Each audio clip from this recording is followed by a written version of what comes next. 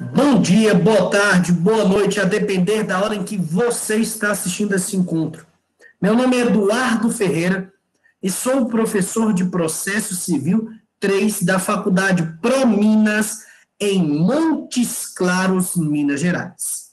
Estamos aqui hoje no dia 4 de setembro de 2020, às 19 horas e 6 minutos, iniciando a gravação do meu encontro com meus queridos amigos e alunos do sexto período do curso de Direito da ProMinas. Estamos aqui nessa modalidade remota por conta da pandemia do coronavírus que tem nos impedido de encontrarmos pessoalmente, mas que, em hipótese alguma, irá nos impedir de dar prosseguimento no conteúdo. Hoje, conforme já antecipadamente comunicado aos presentes, este encontro está sendo inteiramente gravado e posteriormente eu estarei disponibilizando ele para vocês lá no Pincel Atômico da ProMinas e também lá no meu canal do YouTube. Quem está aí no YouTube, também agradeço a sua participação. No que diz respeito a este nosso encontro, esse nosso bate-papo de hoje, o que nós vamos tratar? Vamos falar sobre os títulos executivos extrajudiciais. No encontro passado, nós vimos os títulos executivos judiciais, lá do artigo 515 do CPC. Hoje nós vamos dar um salto e voltar lá para os 700 e pouco, mais especificamente lá no artigo 784 do CPC. Tá bom? Eduardo, em relação a este encontro, tem algum material de apoio para os alunos da ProMinas? Tem sim, já está lá no Pincel Atômico, igual eu falei com vocês, antes de começarmos a gravação. Hoje eu postei algumas poucas coisas lá, né, pessoal? Só de leve, já coloquei todos os estudos dirigidos, todas as aulas que nós tivemos, coloquei também o primeiro trabalho decente, que eu sei que vocês estavam doidos querendo que eu colocasse, né, gente, animar. Aí, Eduardo, mas você colocou isso sexta-feira? Sexta-feira! Toma vergonha, sextou com S de sabedoria. É isso mesmo, pessoal. Nós vamos aprendendo, estudando, e coloquei para vocês terem o máximo de tempo possível para conseguirem responder esses trabalhos. Eu, quando era acadêmico, por exemplo, aproveitava finais de semana e feriados, igual que vai chegar, para colocar eventuais trabalhos em dia. Eu era um aluno um pouco sistemático, e eu acho que agora, como profissional, isso só foi piorando ao longo da caminhada. Quanto mais sistemático a gente é, mais vai ficando ao longo do tempo. Deus que me proteja. E que proteja as pessoas que estão ao meu redor também, porque fica difícil, né? Brincadeiras à parte, sejam todos muito bem-vindos, o material está lá e hoje nós vamos dar prosseguimento, tá bom? Antes de qualquer coisa, já quero agradecer imensamente a cada um de vocês por estarem aqui. Muito obrigado mesmo. Estou vendo aqui na telinha, a Maria está desligada, mas a Maria Tereza está aqui, firme e forte, com a imagem aparecendo. Obrigado, Maria, estou te vendo aí. Nós vamos conversando, aí a Maria, vamos fazer assim, Maria faz paz. E, joia, ok? Isso aí eu vou ficando sabendo aqui, é um time muito interessante. Obrigado, viu, Maria? Vamos seguindo na nossa caminhada aqui, em relação ao nosso conteúdo. Aula passada, sangue de Jesus tem poder. Nós vimos os títulos executivos judiciais. Vocês lembram deles todos? De cabeça? Fala assim, só com Deus, né, na causa e tal, aí, mas é questão de Jesus, entendeu? Lógico que pode ser que eu não lembre de cabeça, maravilha. Mas depois, pessoal, parem um pouquinho, deem uma lida novamente. É importante você... Vou falar igual eu li hoje, viu, Eduardo? O que, Juliano? Vou falar igual eu li hoje. Eu sou um advogado, não sou enciclopédia, não. Não é uma enciclopédia total, né? Mas é assim mesmo. Pessoal, em relação a esse artigo, tanto 515 quanto 784, eu aconselho vocês passarem o olho algumas vezes. Para quê? Para vocês irem ambientando, porque para quem gosta de concurso, por exemplo, para as nossas provas também, provas de faculdade, o que muitas questões caem em relação a este ponto? Mistura. Fala assim, são títulos executivos judiciais, e aí mistura um que é extrajudicial. Ou então falam na questão, são títulos extrajudiciais e colocam um lá que é judicial. Então é importante depois vocês darem uma passada de olho, já se preocupando com provas de concurso, com provas da OAB, que neste ponto específico faz isso como uma forma de pegadinha. Tá bom? Maravilha, então. Pessoal, vamos começar o extrajudicial. Primeiro detalhe. Onde que está isso na lei? Os títulos executivos extrajudiciais, os judiciais estão lá no 515 do CPC. Já os extrajudiciais estão onde? Lá no 784, acabei de colocar para vocês aqui no chat. João falou, como é que vão curtir? Realmente é difícil, né, João? Mas a gente quer curtir, mas vão curtir depois de fazer os trabalhos. Deus é mais. Vamos lá, então. Em relação ao local da lei, está lá no artigo 784 do nosso CPC, o rol, a lista que traz aqui para a gente 12 incisos que informam quais seriam os títulos executivos extrajudiciais, tá bom? No que diz respeito a eles, eu só quero falar de uma coisa antes, só para não esquecermos. Isso vale tanto para o judicial quanto para o extrajudicial. Os 3 requisitos. O título tem que ser certo, coloquei na tela para vocês, líquido e exigível. Exigível. Opa. Exigível. Certo, líquido e exigível. Pessoal, esses 3 atributos que trazem, que o CPC nos informa, é algo muito importante. Por quê? Calma aí, o exigível foi sem acento. Um instante que nós vamos corrigir isso. Exigível. Maravilha. E aí, pessoal, no que diz respeito ao título, isso vale tanto para o judicial quanto para o extrajudicial. Tem que ser certo, tem que ser líquido, tem que ser exigível. E qual a peculiaridade que eu falei com vocês lá no nosso último encontro de ontem?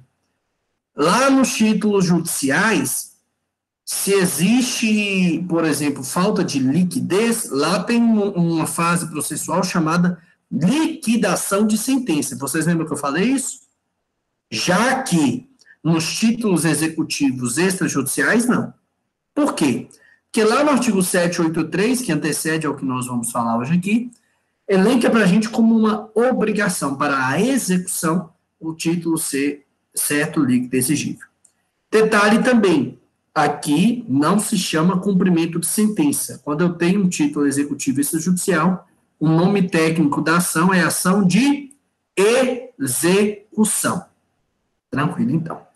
Vamos começar pelo início.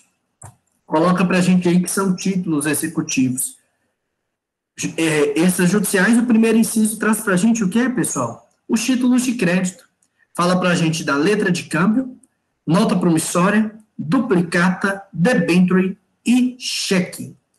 Desses aí, muitos normalmente têm contato com cheque, com nota promissória, né, pessoal? E os outros têm algumas peculiaridades. Vocês já tiveram direito empresarial, pessoal? Sim ou não?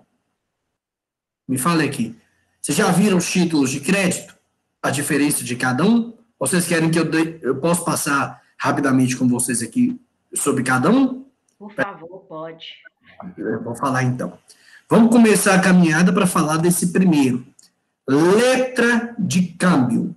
O que seria a letra de câmbio? É uma ordem de pagamento em que alguém, que é chamado sacador, que é o credor, ele se dirige a outro denominado sacado, que é o devedor, para pagar um terceiro, que é o beneficiário daquela ordem. Vou colocar aí para vocês no nosso chat o que seria então a letra de câmbio. O que é basicamente a letra de câmbio? Vamos imaginar que a Thaís está me devendo. Entende isso? Thaís me deve. Eu vou lá e falo para Thaís, Thaís, eu quero que você pague, mas em vez de me pagar, eu quero que você pague a Roberta. Entende? Eu sou o credor, eu venho para o devedor e falo que ele vai ter que pagar para um terceiro. Coloquei aí para vocês. Então, a letra de câmbio é esse título de crédito que visa, de uma forma mais simples, É a ordem que é dirigida ao devedor para que ele realize o pagamento de uma dívida em favor de um terceiro. Então, no que diz respeito aqui à letra de câmbio, é esse título, e lógico, um detalhe, aqui nós não vamos nos preocupar com os detalhamentos de cada título de crédito, que isso vocês veem em direito empresarial. Aqui a gente só vai fazer uma análise rápida, tá bom? Depois, só a título de curiosidade, acredito que o professor ou professora seu de empresarial vai encaminhar para vocês, mas se não encaminhar, entrem no Google e coloquem, por curiosidade, o nome de cada um dos títulos de crédito para vocês verem. Eu tinha muita curiosidade quando eu era acadêmico, o que é uma letra de câmbio, o que é uma duplicata, para a gente ver fisicamente, tá bom? Além disso, tem também aí, além da letra de câmbio, a nota promissória. Gente, a nota promissória, vocês já viram ela? É o pagamento emitido pelo próprio devedor em favor do credor. Alguém aqui já teve alguma notinha ao longo da vida, gente? Sim ou não? No comércio, foi lá pegar as notinhas, assinar, pagou em nome do pai, na hora que você termina de pagar uma, já que você está lá, já faz outra. É assim, porque nós não temos limite, né, gente? Você quase morreu, paguei aquela notinha, oh, Deus, obrigado. Ou tem como abrir outra notinha, por favor? Porque eu já estou aqui, né? Levar umas roupas para comemorar. Deus é mais, sangue de Jesus. Já falo aqui, eu tenho muito a receber. Deus é mais, ó. É realmente um título, só que tem um detalhe. A nota promissória, ela não pode ser rasurada. Eu falo isso com todos os clientes. É tanto que as empresas que eu advogo, eu faço uma reunião com os funcionários para explicar para eles como que deve se preencher uma nota promissória.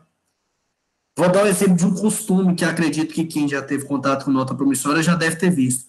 Você vai lá pagar, ele risca o valor e coloca, por exemplo, está devendo R$100, vamos imaginar que o Antônio foi lá e pagou 20. Está faltando 80. O que muitas pessoas fazem? Risca o 100 e coloca deve 80. Só de ter feito isso já perdeu o título. Não pode ser utilizado percepção. Mas e como é que eu faço para bater? Grampeia uma folha e vai escrever na folha? Simples assim? Os funcionários da empresa que eu advogo perguntam, o que eu faço? Então, eu falo, pega uma folha, coloca o que você quer escrever na folha, coloca um clipe, só grampeia. Mas não escreva no título. E por que isso é importante? Porque se tiver, por exemplo, alguma rasura ou algo que estiver incoerente com o que deve ser preenchido na nota promissória, você não pode usar a execução. Aí você tem que ir para monitória, cobrança ou qualquer outra ação. Tá bom? Aqui a nota promissória também é a questão de um dos títulos executivos extrajudiciais que estão lá no inciso 1º. Terceiro, que também que eu vou falar com vocês que está aí no inciso 1º, cheque. Alguém aqui já ouviu falar do cheque? Sim ou não?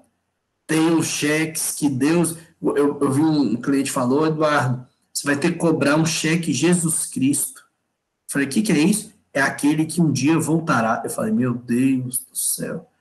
Achei engraçado na hora. Eu falei, que atividade é essa, gente? É o cheque que você já sabe que volta. Eu falei, meu Deus, que cheque perigoso. O cheque é uma ordem de pagamento à vista. Preste atenção.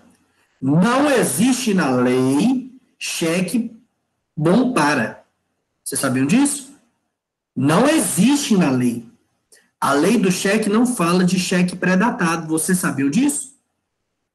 Isso é um costume que se aplica no dia a dia, e o STJ já teve até entendimento que é um costume que é aceito pela lei. Como assim? Por mais que na lei não fale que existe cheque pré-datado, se, por exemplo, a Maria Clara me deu um cheque pré-datado seria assim, bom para, por exemplo, 10/10/2020. E eu entrar com cheque agora, o STJ já tem fixado o quê, pessoal? A necessidade de pagamento de indenização por danos morais. Vocês sabiam disso? Se entrar com cheque antes, tem que pagar dano moral. O STJ tem tido esse entendimento. O cheque dos títulos de crédito é aquele que se tem um contato maior. Pessoal, mas posso fazer um comentário para vocês de verdade? Cada dia mais está diminuindo a utilização dos títulos de crédito. O cheque não seria diferente. Por quê? Porque o povo dá cheque, susta o cheque depois? Sim ou não? O povo dá cheque, na hora que você vai sacar, não tem dinheiro? Sim ou não? O povo dá cheque e tem 150 milhões de coisas que dá errado e depois você tem que cobrar? Sim. E uma peculiaridade, para ser cheque utilizado na execução, você tem que fazer ele em 6 meses. Se você não executar o cheque em 6 meses, não pode executar. Você tem que fazer cobrança ou ação monitória. Para execução, ele tem que ter 6 meses. É pouco tempo, não é? Não entendi. É porque dentro de cada título existe um prazo prescricional para se utilizar a execução. Se você tem um cheque, venceu hoje, dia 4, e dentro de 6 meses você não iniciou a execução, Maria, você não pode iniciar a execução. Não é que você perdeu o dinheiro, não. Mas a execução você não vai poder utilizar. Você vai usar o quê? Monitória, cobrança, mas a execução tem que ser feita do cheque em 6 meses. A nota promissória, por exemplo, é em 2 anos. Então, quando vocês já estudaram, vocês dão uma revisada nisso. Se não estudaram, quando estudarem, vão ver que cada um desses títulos de crédito tem um prazo específico. Isso a gente vê lá no direito empresarial. Tá bom? Além do cheque, que é essa ordem de pagamento à vista, de acordo com a lei, existem mais 2 títulos que estão aí. Primeiro que eu vou falar, debenture. Alguém aqui já ouviu falar do debenture? Sim ou não? Você sabe o que é? É bem específico. É um título de crédito que é emitido por uma sociedade anônima. Uma empresa que é uma SA, ela faz isso para conseguir empréstimo junto ao grande público. E aí ela vai expandindo o seu capital. Qual a vantagem de ter uma debênture? Quem tem a debênture, que é o título de crédito, ele goza de privilégio geral em caso de uma falência daquela sociedade anônima. É uma forma da sociedade anônima conseguir valores e quem compra vai buscar ter uma segurança por ter esse título de crédito. É utilizado no dia a dia, especificamente das sociedades anônimas, mas cada vez mais tem diminuído também a utilização, tá bom? Em relação ao último título, qual que seria? A duplicata.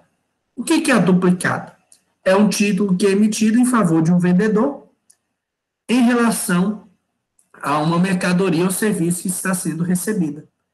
A duplicata, ela é muito utilizada no mundo comercial.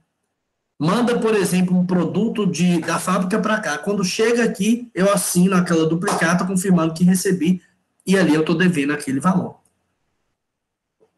Alguém que, por exemplo, já trabalhou em alguma empresa que é envolvida no comércio, já teve contato, por exemplo, com duplicata? É um título executivo extrajudicial, é um dos títulos de crédito.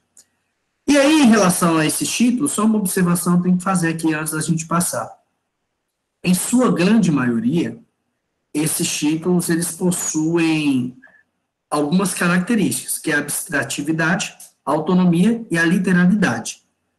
De todos esses títulos, só existe um, com base até na própria lei dele, a Lei 5.474/68, a duplicata, ela tem um nítido caráter causal advindo de uma operação comercial. Os outros títulos, teoricamente, você não precisa justificar tanto de onde veio. Só que a duplicata em si, ela só surge por conta de uma determinada relação comercial.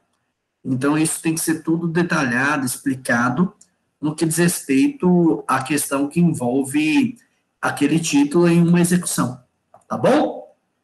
Eduardo, pode falar, Juliano. Na hora que você falou, eu estava resolvendo um negócio aqui, eu perdi. A nota promissória é um título executivo extrajudicial. Sim. Ela tem validade para ser executada? Tem. Todos que a gente vai falar aqui hoje, Juliano, do artigo 784, eles vão ser utilizados para execução. São todos títulos executivos extrajudiciais. Qual que é a questão, Juliano?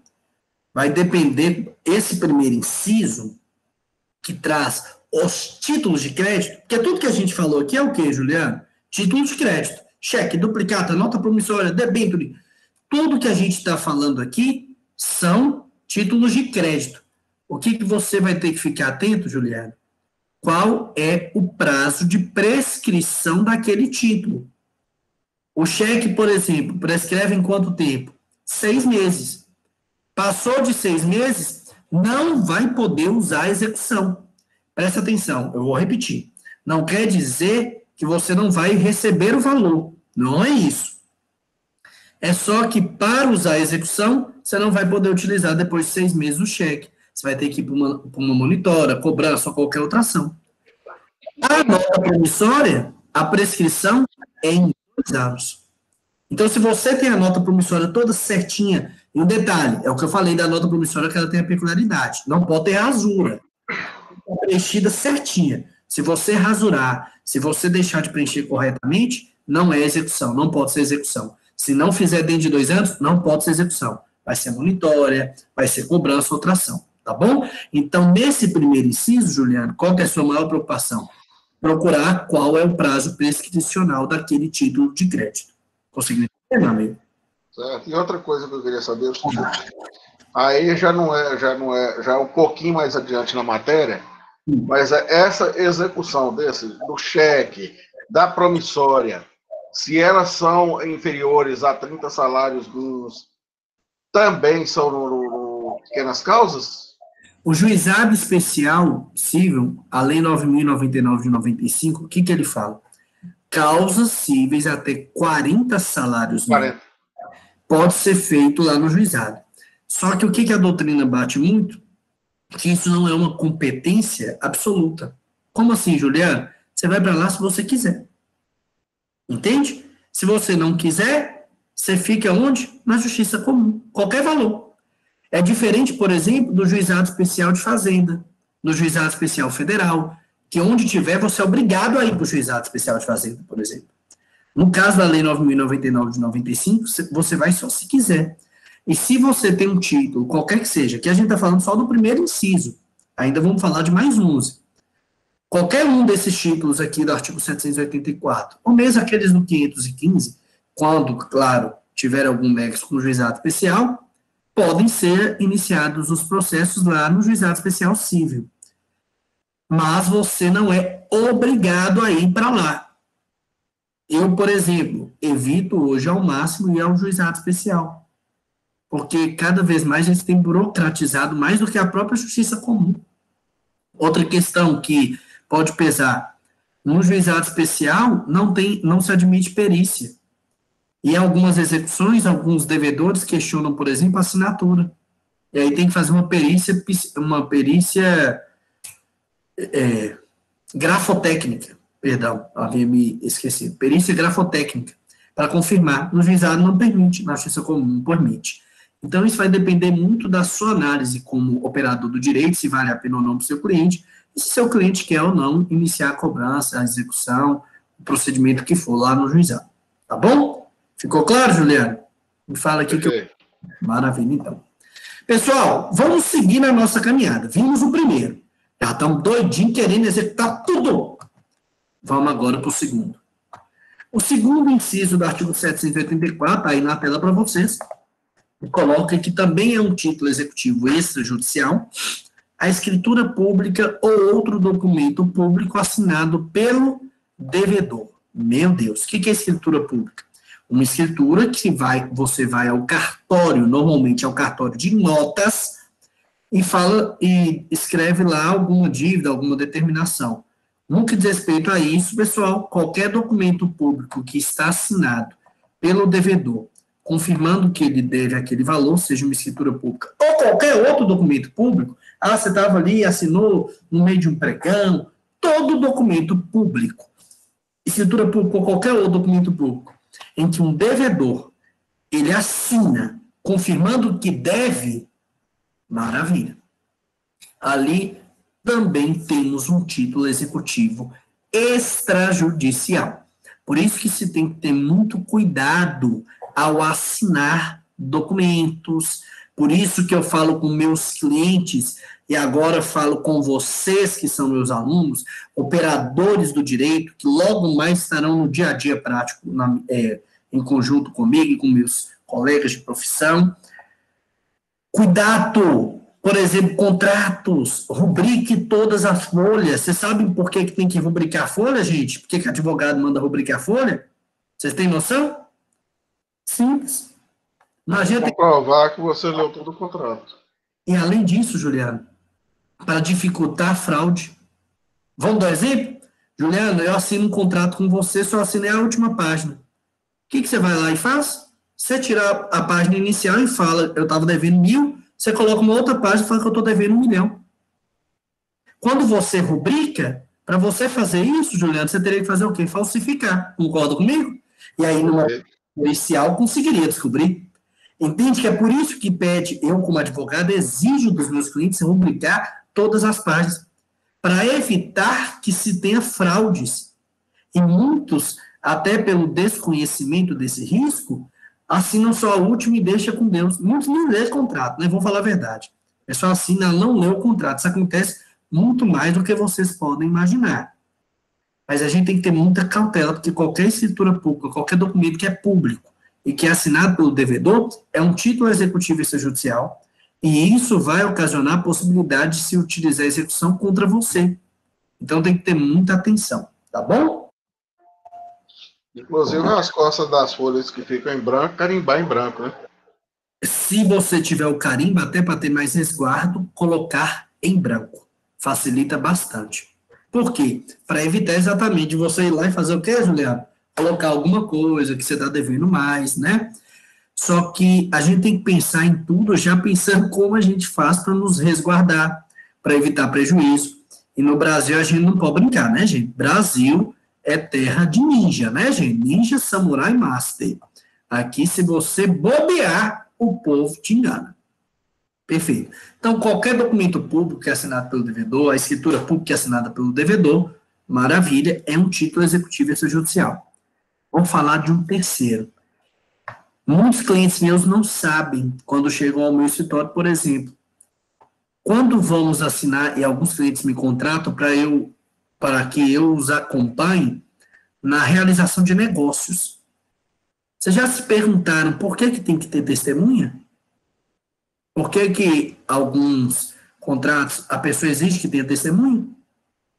Porque, vamos imaginar, eu e a Maria Tereza temos um contrato que eu e ela assinamos, contrato particular, não fomos ao cartório. O contrato entre eu e a Maria Tereza, por exemplo.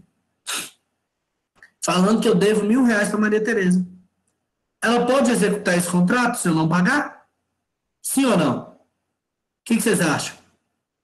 Eu e Maria Tereza assinamos um contrato, eu estou devendo R$1.000 para ela, nós dois assinamos, não fomos no cartório, o que as pessoas normalmente chamam de contrato de gaveta, vocês já ouviram essa forma de se falar, né? É aquele contrato particular, vamos imaginar isso. Ela pode executar? Sim ou não? Claro! Tá bom? Pode não. Vocês viram claro que não? Ô Eduardo. Ah. Só que, por exemplo, se você pudesse, por exemplo, se você não tiver testemunha, a pessoa pode falar que assinou de outra forma, né? Exatamente. E você sabe por quê também? Mais ainda, ao terceiro inciso aí, o documento particular para ser executado tem que obrigatoriamente estar assinado por duas testemunhas. No caso que eu falei, eu e a Maria Tereza, por que ela não poderia executar? Porque foi só eu e ela. Cadê as duas testemunhas, Maria Tereza? Não colocou? Perdeu. Por isso que contratos particulares, por exemplo, quando no meu escritório a gente assina meu cliente, a outra parte, e eu chamo duas testemunhas para assinar. Por quê? Porque se não pagar, eu já vou direto para a execução. E não preciso passar pelo processo de conhecimento, não preciso passar pela ação monitória, eu já pulo direto para a execução. Sabiam disso? Gostaram dessa? Documentos particulares assinados pelo devedor e por duas testemunhas, isso é obrigatório. Se o devedor assinou, se as duas testemunhas assinaram, eu tenho ali um título executivo extrajudicial. O Juliano até ressaltou uma questão importante.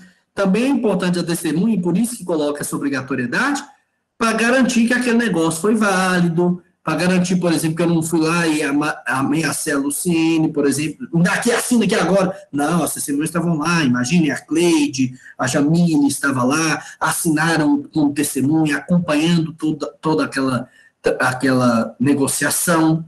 E isso é muito importante, porque se tiver assinado pelo devedor, se tiver assinado pelas testemunhas, será um documento que é um dos títulos executivos extrajudiciais.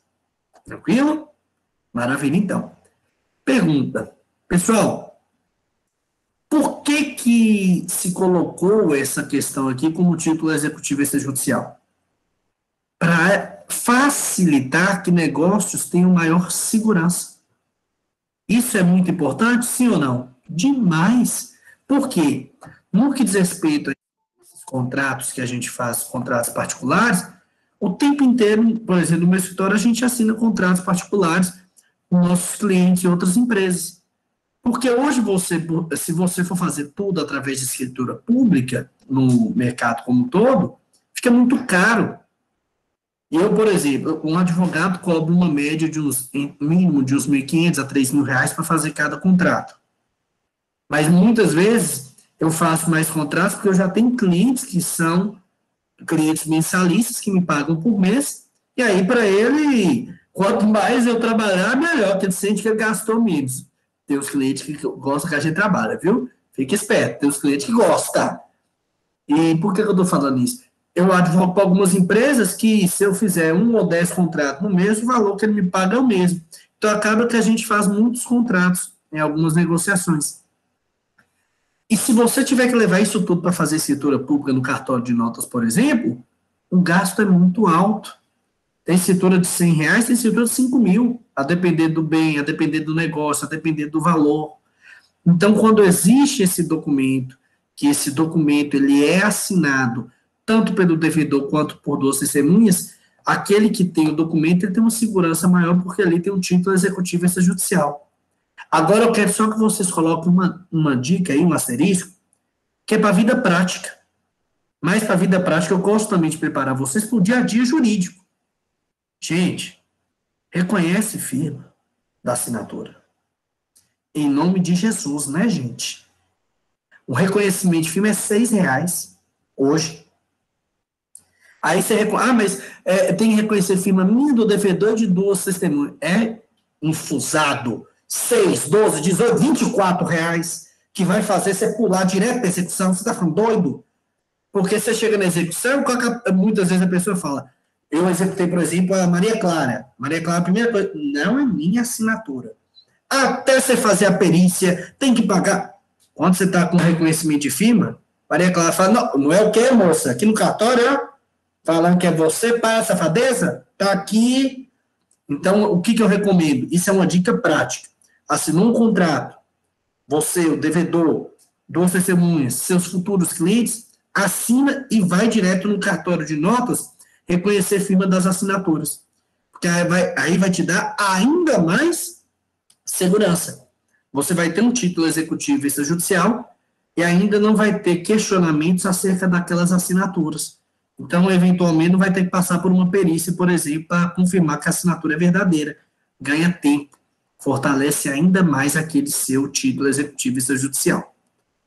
Eduardo, pode falar, Juliano. No caso anterior que você falou, do contrato assinado só pelas partes, por exemplo, não é que ele não se torna um título executivo, mas ele pode passar por uma ação de conhecimento e posteriormente se tornar um título executivo, né? Perfeito.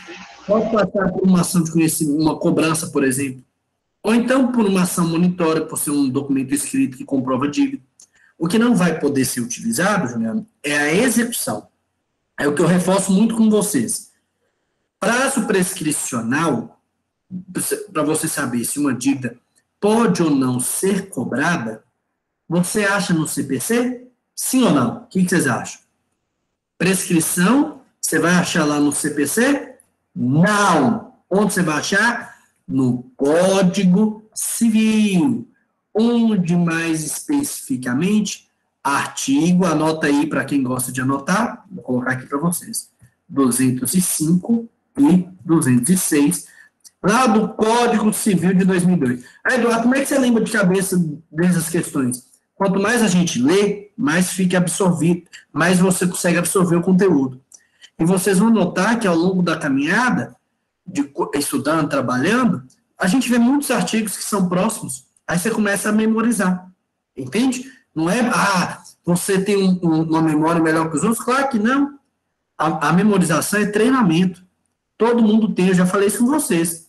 Ah, eu não tenho memória fotográfica. Tem sim, porque você reconhece um ser humano, sem ele abrir a boca, você tem memória fotográfica.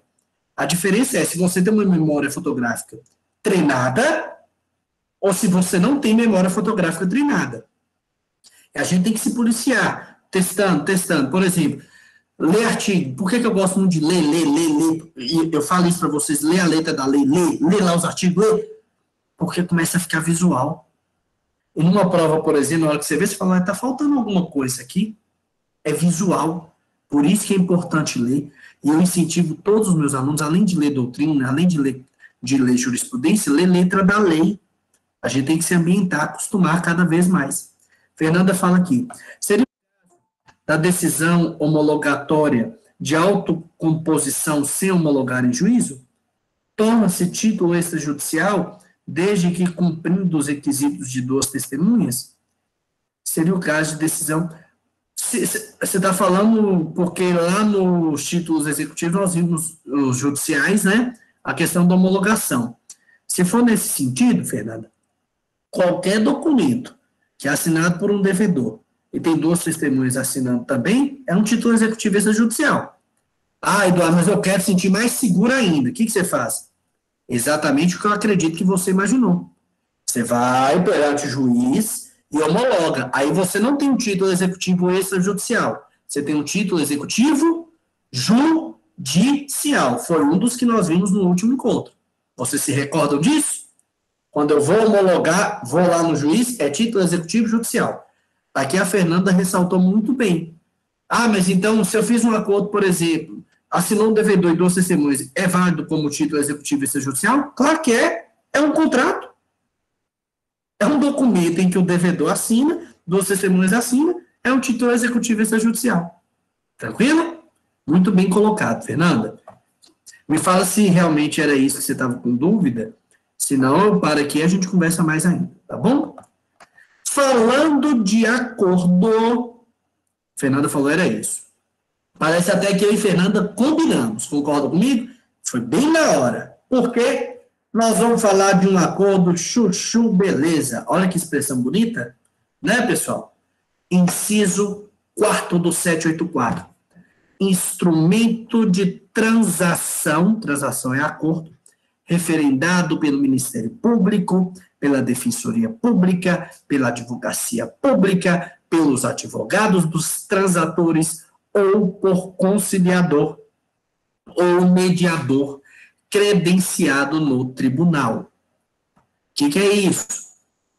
Vocês lembram que quando a gente estava falando de homologação perante o tribunal, na aula passada eu falei assim, coloca o asterisco no inciso 784, inciso 3º e 4º, são hipóteses em que há, principalmente no 4º, que há acordo, mas em vez de ser homologado pelo juiz, ele vai ser referendado. O que é referendado? O promotor, o defensor público, eu como advogado privado, por exemplo, quando eu assino um documento com o meu cliente, por exemplo, de um acordo, eu e meu cliente, vamos imaginar, a Thaís é minha cliente, ela assinou, eu assino o mesmo documento com ela. E aí, o João Dadier está lá, e a cliente dele é a Cleide assina ele também. Esse documento, que há um acordo entre a minha cliente e a do João Dadier, ele foi referendado por nós, concorda comigo? Eu e o João Dadier somos advogados, assinamos lá, show de bola. Esse documento, olha que interessante, ele é um título executivo extrajudicial. Ah, mas não precisa ir perante o juiz? Se você não quiser, não. Se existe um acordo entre partes e ele é, presta atenção, aqui não fala homologado, quem homologa é juiz. Aqui fala que o acordo ele é referendado. Coloca asterisco nisso pra você não confundir. Porque quando vem falando homologado, você tem um título executivo judicial. Nós vimos na aula passada. Aqui a nomenclatura é instrumento de transação é acordo, referendado, ou seja, tem um referendo. Foi algo que foi analisado por alguém que tem uma competência técnica, seja o Ministério Público, a Defensoria, a Advocacia Pública ou os próprios advogados privados. Entendemos isso? Sim ou não? É interessante ou não? É uma forma que se tem para tentar agilizar a caminhada, por exemplo, das questões que envolvem um acordo que não precisa ir especificamente para o Poder Judiciário. Tranquilo? Maravilha. Pessoal, estamos seguindo bem, já falamos de 4 incisos, mas eu quero saber de vocês que estão aqui. Verônica falou, sim, muito interessante. Estamos caminhando junto, pessoal? Vocês estão conseguindo compreender até agora? Aqui, ó, Maria Tereza, eu estou vendo o vídeo dela, deu joinha, eu já vi. Então, dá dica aqui. Juliana falou sim. Pode falar, Juliana. Eu tenho mais uma dúvida. No caso lá do cheque, você falou que tem 6 meses da data do cheque. É a data aposta no cheque ou aquele cheque pré-datado, por exemplo, que você coloca uma data lá, bom para, a partir daquela data, bom para? Bom, existe muita discussão se a data, ela seria a data do cheque, do que está lá no título ou aquele que é o bom para. O que eu sempre falo para os alunos e para os meus clientes? Tomem muito cuidado. O cheque é uma ordem de pagamento à vista, tá bom? E no que diz respeito a cheque, conta-se prazos com base na data em que ele foi emitido. É tanto que se você pega, curiosamente, uns dias atrás eu estava mexendo em um caso de cheque, e o cheque tem uma súmula do STJ, que é a súmula 503, que fala que o prazo para cobrança geral de um cheque, como um todo, é 5 anos a contar da emissão. Então, se vai colocar bom para, você sabe o que eu recomendo para os meus clientes para evitar prejuízo e para garantir que vai fazer o cheque? Quer falar bom para? Coloca a data do cheque no dia que você quer. Entende? Você me dá o cheque, Juliano, eu aceito. Você quer para o dia 10 de outubro? Então coloca aí que é 10 de outubro. Não coloca a data de hoje, não. Coloca 10 de outubro. Por quê? Você ganha a possibilidade da execução. E quando você coloca bom para, e isso acontece, por exemplo, em parcelamentos, no meio do parcelamento o cheque prescreve. Se a pessoa tiver má fé. Então, entende por que é perigoso? Outra coisa, você coloca um cheque, por exemplo, datado, data 3 meses à frente. Sim. Tem uma ordem de pagamento à vista, se você for lá e sacar esse cheque, você pode sacar, né? Pode, mas se você entra hoje antes, o STJ tem tido o entendimento que quando o cheque é pré-datado, pós-datado, e você entra com ele antes, cabe indenização moral para o emitente do cheque. Ah, Eduardo, mas é uma ordem de pagamento à vista, eu sei. Mas como existe um costume no Brasil, e não é um costume contra a lei, é um costume que não é contra a lei, no Brasil tem se admitido que exista na vida prática cheques pós-datado. Se você entrar antes, Juliano, você corre o risco de ter que pagar dano moral, por exemplo, quem emitiu o cheque. Porque na negociação, quando ele coloca bom para e você aceita, o STJ tem entendido que ali tem que existir boa-fé. Então, você já deixou claro que vai só entrar lá na frente, se você entra antes, você gera prejuízo para aquela pessoa. Olha que interessante. É uma questão bem... Eu não sabia. O STJ tem aplicado multa, por isso que tem que ter muito cuidado, tá bom? Um detalhe muito importante. Por que os títulos de crédito têm perdido muito espaço? Os títulos de crédito, aqueles primeiro inciso, não título executivo, título de crédito. Cheque, duplicado, sabe por quê, Juliano? Porque hoje, por exemplo, no meu curso, no meu escritório, tem máquina de cartão de crédito, marca de cartão de débito, eu mando boleto para o cliente, tem link de pagamento. Existem hoje outros mecanismos que me dão uma segurança. Ah, Eduardo, mas quando você manda um boleto para o seu cliente, quando você manda quando ele vai lá e passa no cartão de crédito, débito, você tem que pagar um valor para administradora, por exemplo, do cartão, ou para o banco. Ô, gente, ajoelha no chão e agradeça a Deus. Por quê? Porque você vai receber. Teve uma época no meu escritório que nós fomos calcular de coisas simples. Era 30, 40 mil que tinha a receber de cliente, que deu cheque, Gente, dinheiro demais. Eu cobro, por exemplo, algumas empresas, eu faço execução, a parte de execução judicial, tem empresa que chega no meu escritório com 800, 900 mil reais em cheque, em nota promissória. E aí, valia a pena ter pago a taxa do cartão, por exemplo? Lógico. que a maioria, muitas vezes, não tem valor para receber, os devedores não têm patrimônio. Então, hoje, os títulos de crédito, primeiro inciso só, tem perdido muito espaço no mundo prático, porque existem vários mecanismos para se pagar. Hoje, só de você chegar e colocar, por exemplo, uma pulseira, encostou, já paga. Hoje você coloca um QR Code, já paga. Hoje você já tem aplicativo que paga. Hoje eu tenho um banco aqui, eu transfiro o valor na hora. Então, existem outros mecanismos, tá bom? Verônica fala aqui, cheque é forma de pagamento à vista, o João fala, se deixar a data em branco, se for preenchida com caneta, detalhe, cheque só pode ser preenchido com caneta preta e azul, viu? Você está lá com a caneta vermelha, com a caneta verde, Satanás vem no seu ouvido e fala, preenche não, fala assim, sai capeta, aqui é ungido em nome de Jesus Cristo, não vou cair nisso, é preto ou azul, e recomendo fazer na mesma cor. Teoricamente, João, botar em branco, a pessoa preenche depois, tá bom? Só que é meio arriscado, né? Você tem que ter muita confiança se você está deixando o cheque com a data em branco. Verônica fala, creio que não resolve, a pessoa pode colocar a data e entrar na data de quem tiver com ele. Olha, a Verônica colocou aqui uma questão que poderia sim gerar questionamento. Então, por isso que a questão em branco é meio perigosa, tá bom? Vamos lá, então. Seguindo na nossa jornada, outro título executivo extrajudicial. Contrato garantido por hipoteca, penhor, anticrese e outro direito real de garantia, e aquele garantido por caução. Sangue de Jesus tem poder. O que é isso? Deu garantia real, meu filho, vai ter que pagar. A hipoteca, dei minha casa, e aí minha casa aqui, se eu não pagar a dívida, eu vou perder ela. Vai perder? Vai perder. Banco não tem dó não, viu, gente? Banco, ele vai até nas profundezas do inferno para buscar seu patrimônio. Eu vou fugir. Foge, ele te acha. Banco não é brincadeira. Penhor. Penhor é o que nós vamos ver aqui, aquela questão da penhora, Eduardo? Sim ou não? Sim ou não? Claro que não. Toma vergonha, falei que vocês são só porque eu vou fazer assim, para disso. Penhor é quando você pega, por exemplo, a corrente de ouro, um anel de ouro, uma joia, leva no local e deixa em penhor. O que nós vamos estudar na execução chama penhora.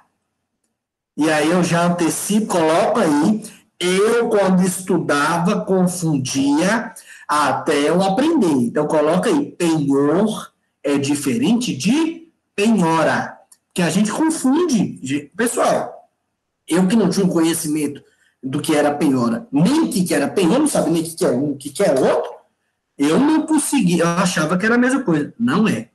Aqui, qualquer contrato que envolva o direito de garantia real, que envolve patrimônio, que envolve bem, ou que foi dado em caução, ele vai estar aqui como um título executivo extrajudicial no inciso 5º aqui da nossa lei, tá bom?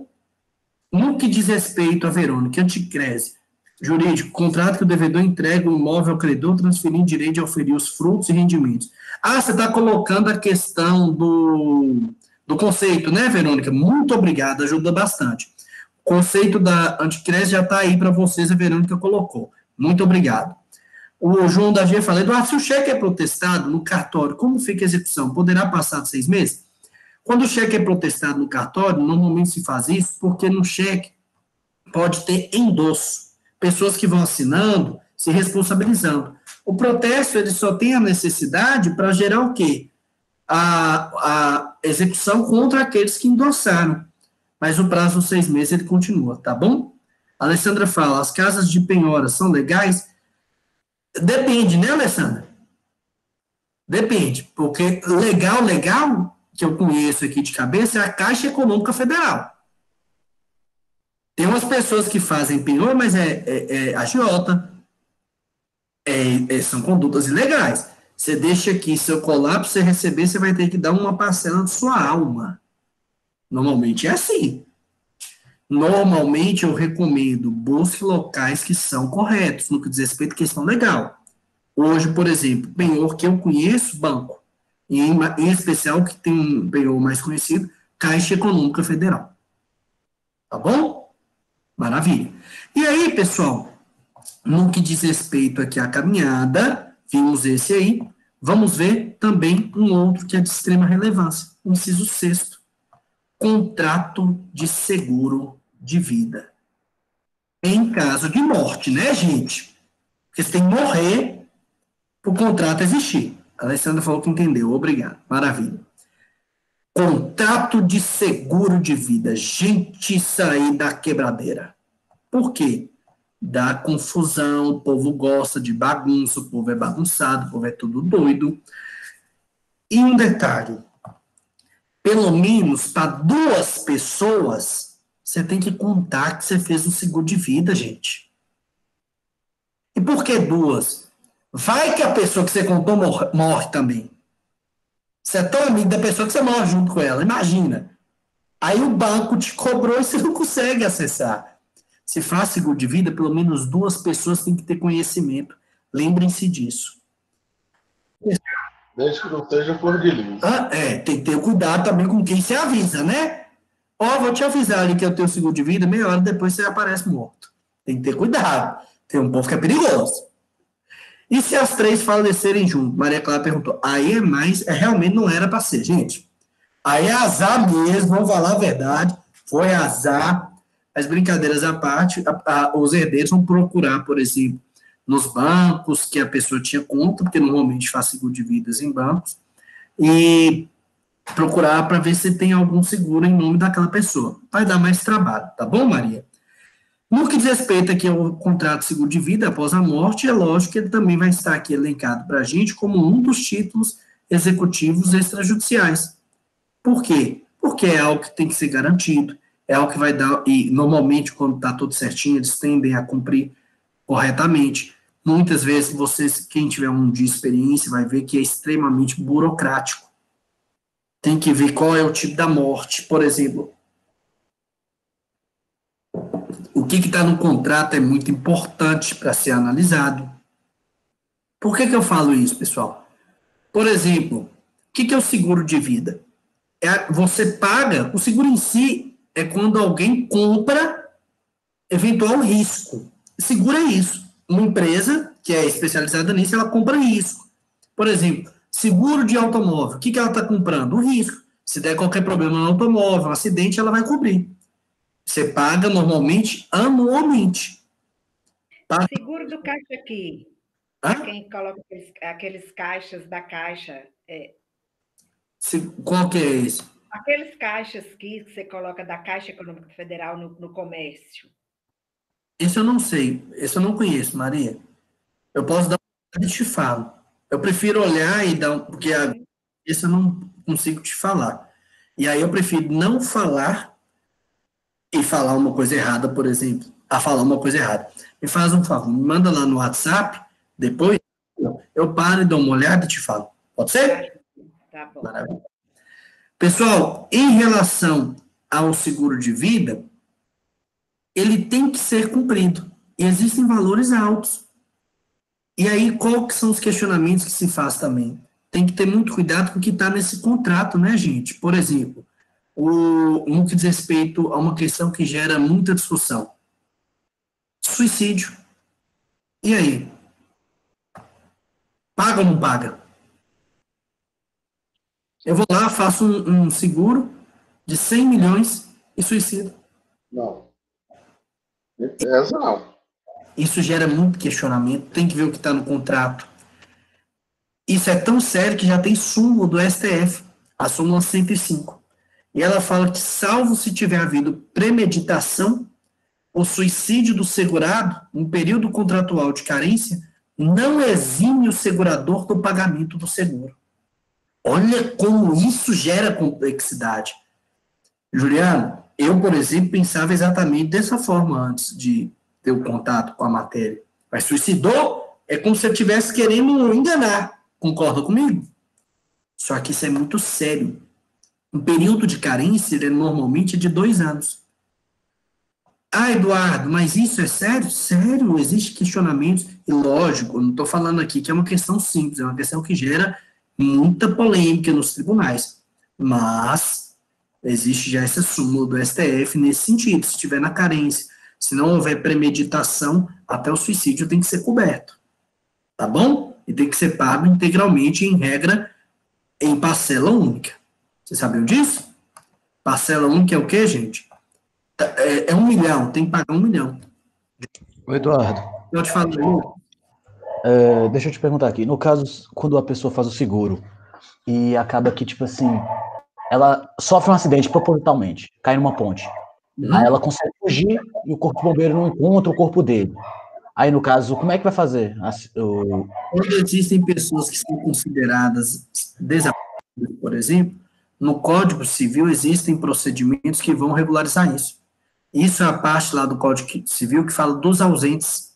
Aí você vai ter a morte presumida, a ausência, tem toda uma caminhada que lá no comecinho do Código Civil fala pra gente. Mas vai ter que fazer isso tudo para você, eventualmente, buscar qualquer questão que envolva, por exemplo, seguro.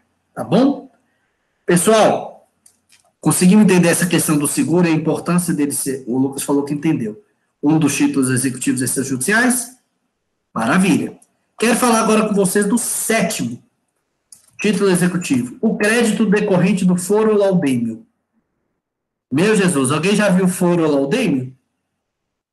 Isso vem de João VI. Dom João VI. A União, ela tem alguns bens. Vocês sabiam disso? Muitos. O Palácio das Laranjeiras discutidos pela família real, né? Até a quebradeira que deu, foi rápido, né? O processo, vocês também acharam o processo rápido? Encerrou agora, né? Nossa, foi rapidinho, 124 anos.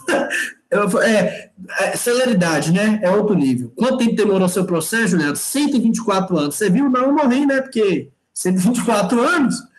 Mas, quem ganhou? No fim, acho que foi a União. Senão, o Estado do Rio de Janeiro. A princesa Isabel tinha pedido, falando que ela havia sido retirada de forma ilegal. E o Estado que ganhou. Eu falei União, mas perdão, foi o Estado do Rio. Tá bom? Você sabia que o escritório que advoga para ele existe há mais de 100 anos. O escritório é um escritório muito grande, já teve troca. E aqui o que é foro e laudêmio? Valores que são cobrados de bens da União. As igrejas também cobram, viu, gente? Tem bem da igreja. Cidade pequena, você já ouviu falar, aquela casa é a casa da igreja, aquele bem é o bem da igreja? O foro e o laudêmio, eles são contratos que existem lá no direito civil. O foro é uma taxa que será paga e o laudêmio também é uma taxa que será paga. Pessoal, qual que é a diferença? No que diz respeito ao foro, se paga um valor anual, e que normalmente hoje tem sido de 0,6% do valor do imóvel. Hoje, principalmente em regiões que tem mar, a Marinha, ela cobra foro. Quem vai utilizar aquela região próxima, por exemplo, a areia, entre outras questões, paga um valor de 0,6% do valor do imóvel todo ano para a Marinha, para a União. E o laudêmio é quando você tem um desses bens, vai negociá-lo, e aí você tem que pagar 5% para o Estado. Quando era um bem que era da União, mas que você usou, era um bem que era de uma igreja, você paga isso para aquela União, ou mesmo para aquela igreja, por exemplo, não questionarem, não tentarem pegar o bem. Existe isso, Eduardo? Existe isso. As ilhas também, né, Eduardo? Hã? Repete, Juliano. As ilhas, igual o povo que tem ilha aí. A minha ilha é sua, né? Você tem que pagar. Porque ilhas, toda a região costeira é do Brasil, é da Marinha. E aí você vai pagando toda vez, tá bom? O foro... Aí nas ilhas onde que mora, por exemplo, no Rio de Janeiro, ali tem umas ilhas que moram os pescadores que eles não têm condição de pagar. Mas aí são situações mais específicas. Pescadores, cooperativos, eles conseguem discutir algumas questões. E um detalhe, isso é previsto em lei, esses valores, e para ser concretizado em regras, se assina um contrato. Chama contrato de aforamento. Tá bom? Isso aí dificilmente você vê na vida prática, mas no direito a gente tem que ter todos o conhecimento de tudo. É o que eu falo com vocês. Eu quero que vocês saiam daqui sabendo tudo. Combinado? É um dos títulos aqui. 8º título executivo. Professor, então é por isso que, por exemplo, essas terras que falam que é da igreja, que o povo já usou de uso capião, igual lá do bairro São Geraldo, 2, Mirabela, então que eles pegam porque não houve esse contrato, não é isso? Sim, mas normal, da igreja, porque a igreja não é Estado. Se fosse do Estado, eles não conseguiriam pegar. Ah, tá. Porque quanto o Estado em si não corre prazo para uso capião. Mas a igreja, porque antes a igreja tem muito patrimônio, né, pessoal? E antigamente a igreja tinha um poder muito enraizado dentro do Brasil. A Igreja Católica Apostólica Romana, em especial, que já foi religião oficial do nosso país. E aí, muito... Eduardo, esse caso que o T falou aí é porque existe as pessoas que eram donos lá, tanto em Mirabela quanto em Patis, doou as terras para a Santa. E hoje as pessoas não têm documento das casas que estão localizadas lá. É por esse motivo que ela está colocando desse jeito. Parece que tem o mesmo sentido aí, essa daqui. É exatamente isso. É o foro e o laudem. Alguns falam de terra da igreja, terra do padre, terra da santa, porque muitos passavam para a Igreja Católica Apostólica Romana.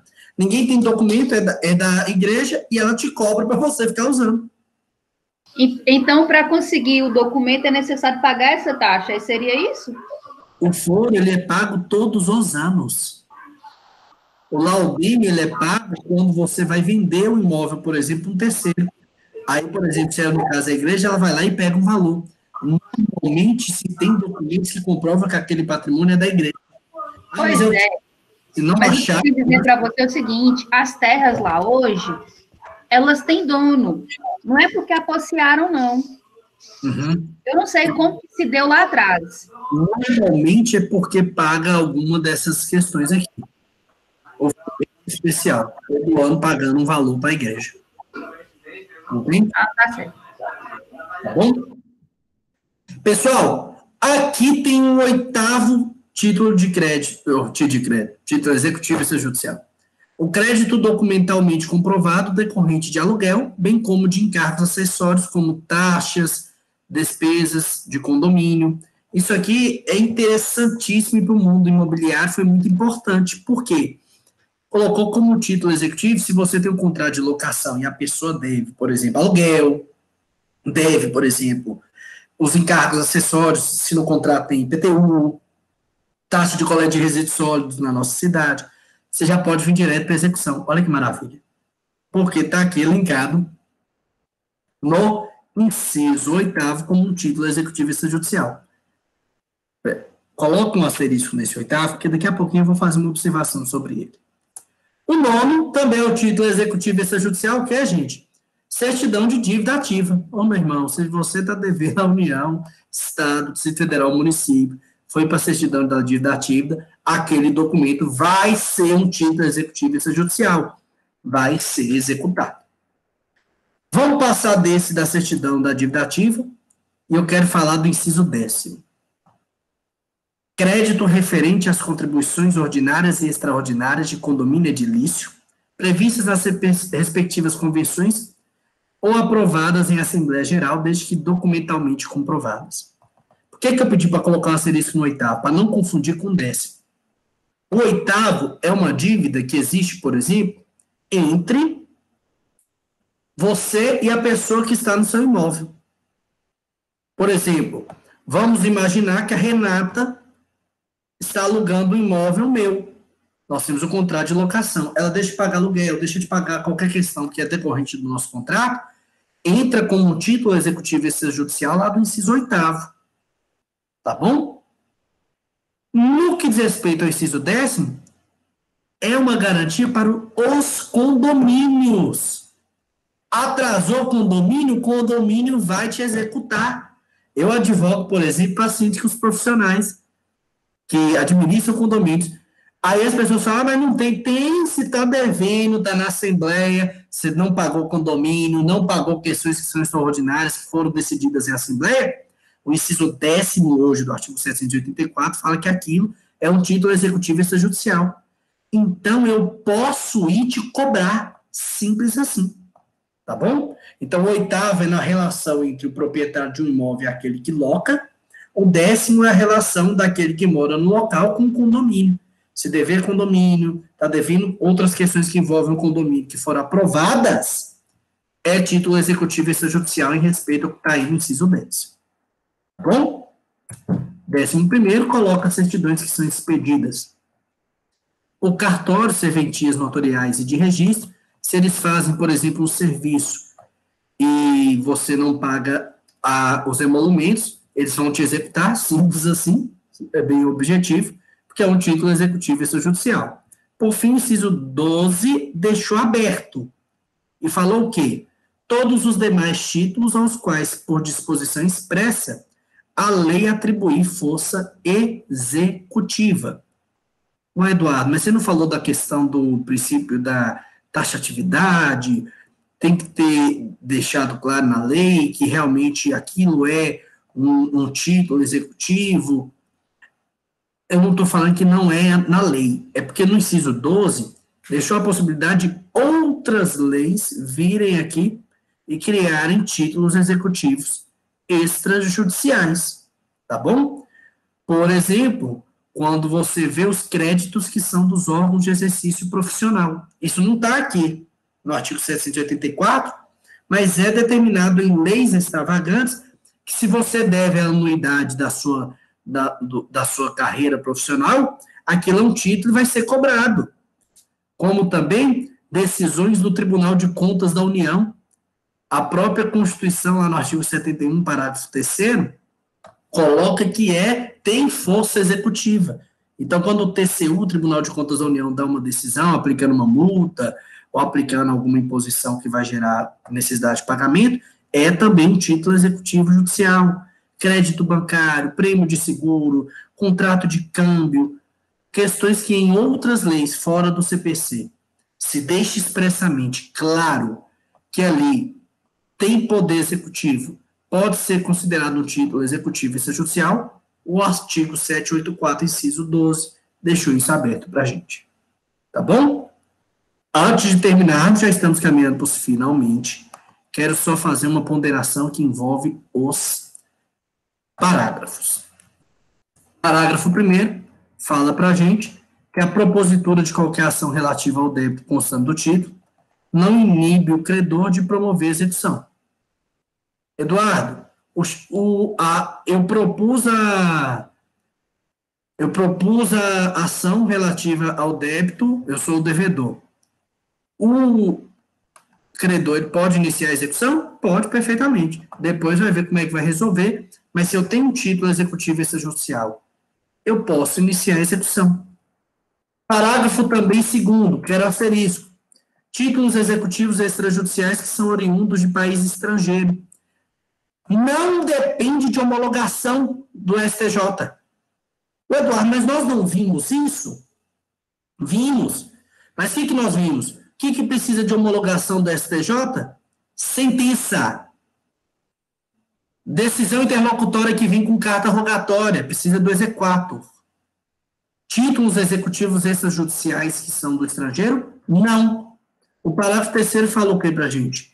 O título estrangeiro só terá eficácia se seguir todos os parâmetros que são determinados no país onde ele foi criado e se o Brasil for indicado como local onde vai se realizar o cumprimento daquela obrigação. Tá bom? Então, o título executivo estrangeiro, ele não precisa ser homologado. A sentença precisa, a decisão interlocutória precisa. Está lá no 515. Para fechar o conteúdo, artigo 785. O que ele fala para a gente? Você tem um título executivo extrajudicial, não te impede de passar por todo o processo de conhecimento. Porque só Jesus vai entender por quê. Mas vamos falar, não, eu quero. Meu sonho é passar por um processo de conhecimento. Se você quiser, pode. E ao final, quando tiver a sentença daquele processo de conhecimento, você não tem mais um título executivo extrajudicial, uma vez que ali você vai ter um título executivo judicial. Artigo 515, inciso 1º. Decisões são títulos executivos judiciais. Então, se você tem um título extrajudicial e quer, não sei por quê, ir para o processo de conhecimento, vai com Jesus. O artigo 785 te possibilitou. Lógico, todo mundo vai te perguntar, você está com problema? Você está doido de jogar pedra no povo na rua? Mas, vamos imaginar que é seu sonho. A gente tem que respeitar o sonho da pessoa. Ah, mas ela pode persecução? Não. Ela quer. O 785 liberou geral nesse sentido. Tá bom? Pessoal, falamos tudo o que precisava em relação aos títulos executivos extrajudiciais. Quero saber, gostaram? Ficaram sabendo de novidades que vocês não tinham conhecimento? Ponderações, sim ou não? Muitas. Gostou, Juliano? Estou vendo aqui, a Fernanda falou. A gente viu vários pontos que muitas vezes a gente não tem o conhecimento e vindo que agora a cabeça nossa dá uma abertura. Eu falo isso com os alunos, que foi comigo assim também. Todo mundo falando aqui, sim, muito. Vimos vários pontos. Maravilha. Pessoal, vou fazer um combinado com vocês que estão ao vivo. Deixa eu só encerrar então a gravação e eu volto para conversar com vocês. Combinado? Para você que está assistindo essa aula em algum outro momento, muito obrigado por ter participado dessa nossa jornada aqui comigo e com seus colegas que estão aqui ao vivo. Desejo a você um ótimo dia, uma ótima tarde, uma ótima noite, a depender da hora em que você assistir esse encontro. Um grande abraço e até a próxima.